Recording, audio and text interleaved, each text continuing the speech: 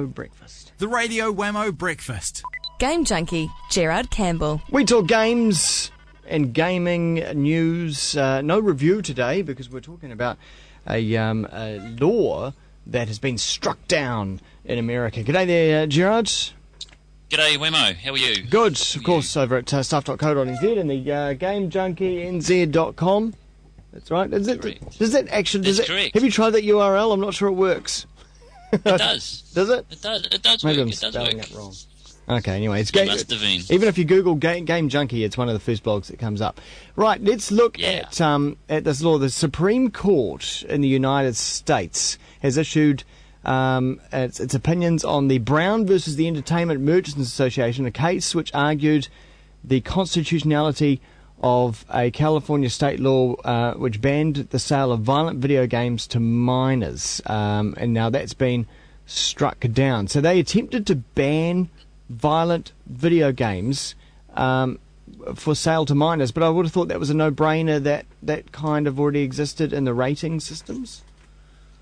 Well, I would have thought so as well. I mean, it's a huge decision too, wasn't it? 92 pages or something. The decision came out, and I mean, I guess that was my first thought when I sort of heard about that. I sort of thought, well, why would you allow, and I guess we're talking about extremely, violent video games here, being sold to minors as well. I mean, I would have thought that's what you had a rating system for. That would have put the onus on, and I think a lot of it comes down to parental responsibility as well. But I would have thought that the rating system and parental responsibility would have been enough to ensure that, the violent video games that they're concerned about are not being sold to minors. I mean, I don't know what class. I don't know what age they class minors as. I'm assuming they're sort of, 10, 11, 12, 13, I guess. Yeah. That sort of age group. But like here we've got R18s and R16s, and I know that technically if you go into a game store and you front up with a game that's an R rated and you look underage, then the employee should say, have you got any ID? Yes. If not, see you later. You can't get it. But often we do find that parents are actually buying these games for younger kids anyway, just because they think it's a game, so therefore it's probably all right. Yeah, well, I mean, I think in that instance it's a case of parents not really aware of what's going on. I think it's a case of little Johnny comes and says, "Mum, can I have a copy of Bulletstorm or one of those other R-rated games?" And Mum has got no idea what it is, but she's got sort of this inkling that, oh yeah, video games, they seem pretty cool and pretty harmless, so yep, you can have one of these, without actually looking into finding out what the content is. So yeah, I would have thought that it would have been a no-brainer. Yeah. That you wouldn't have needed a law like this in California, but perhaps that's the, I don't know, I guess that's the sort of that liberal sort of, well, not liberal, but that conservative sort of thing coming through. Ideal that comes through sort of, and that Bible Belt sort of mentality that comes through. I don't know, But I guess regardless, the law has been struck down, and it's been struck down more not necessarily about the rating system or that exists, but purely through freedom of speech. Freedom of speech, of course, enshrined in the Constitution there in America, and so now they're saying that games like other forms of art are part of freedom of speech, which is interesting. Yeah, well, because it is interesting because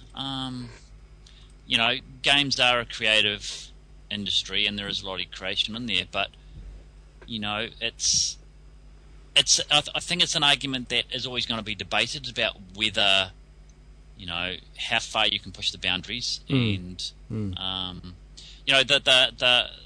the American First Amendment for freedom of speech seems to be used a lot in terms of, it's my right under the First Amendment to do this or to do that, and yeah, I mean, it's an interesting thing, and I think that the fact that it actually took a Supreme Court decision to, to sort this out, really. Yeah, yeah.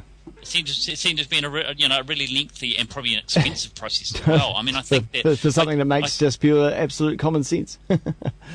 Yeah, because I mean, didn't I'm sure I read somewhere that it's taken 6 years, or I might have made that wrong, but Probably, I'm sure that yeah. it's been going through the system for a long, long time. So yeah, it'll certainly be interesting to see what where the next step is for the industry over there from here. Whether whether there's any sort of appeals or whatever. But yeah, certainly a very interesting one. That very interesting. Indeed. Let's move on to the winter of arcade, or it's the summer of arcade, they call it in the Northern Hemisphere, and that is on the Xbox 360, the downloadable games that will become available in the next, a couple of months, really. Let's go through them, Gerard. Yes, indeed. Now, you might have to read them out for me because I've dropped my mouse on the floor, so I can't pick it up. But, okay. The first one up on July the 20th is Bastion. Bastion. I don't know a lot about Bastion, but the summer of arcade and I guess the winter of arcade games for us, there's been some really good little gems come through. From that, I mean, probably one of the ones that sticks in my mind is that Shadow Complex, a couple of years ago. Yeah. And they're generally pretty good, pretty reasonably priced. I guess sort of from on the 360, sort of from 800 to 1200. Microsoft points. Yep. Little downloadable titles, and generally really good value. But there's one called From Dust that comes out on July the 27th. 27th. Yeah, which looks like it's a little god game, which could be another interesting, take on, on the genre. Sort of sort of an environment that changes, and you have to you play this sort of race that has to sort of survive in this changing environment, and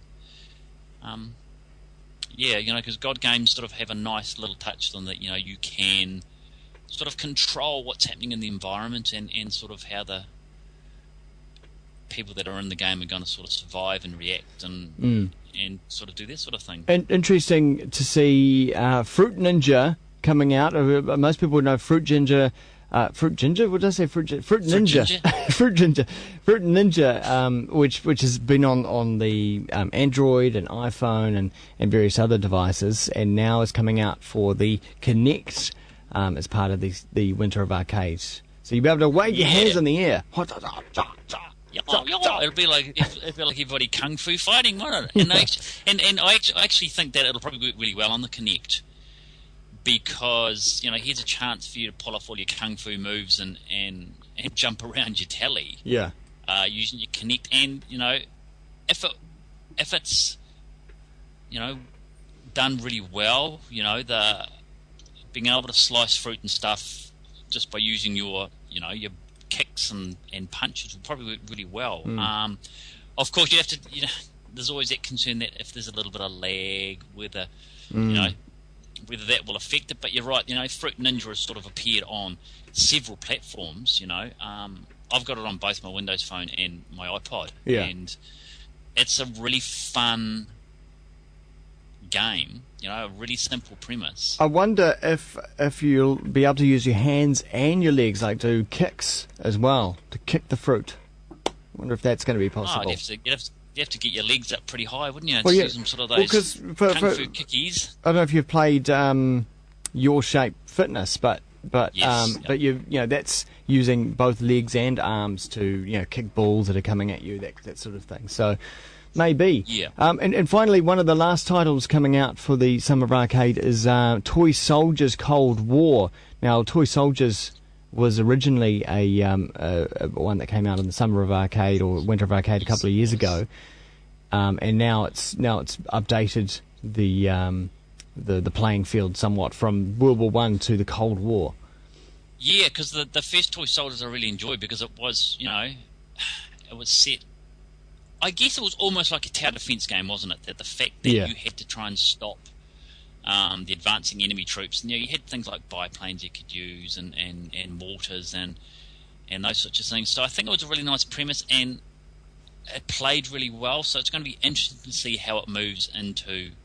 I think I just saw the that 80s action sort of toy Cold War sort of era. I think if it can keep the magic and the things that made the first Toy Soldiers really interesting, it'll work really well. Then hopefully, but so there's, I mean, there's, yeah, well, yeah, hopefully. So I mean, so it looks like there's going to be, and it is getting colder, so it's nice to have some sort of little downloadable titles that you can sort of plonk down a few bucks, $15 or whatever they are, at the top end for these games, and good to fill in the spaces between the big titles that are released. That's for sure. Yeah. And they'll tend to be little pick up and play games, which is fun too. So exciting times sort of over our winter arcade coming, which is great. Good-o. Gerard Campbell is over at stuff.co.nz in the technology section, or just Google Game Junkie, and you'll come up with his 2.0 blog as well, and Game Junkie NZ on Twitter. See ya.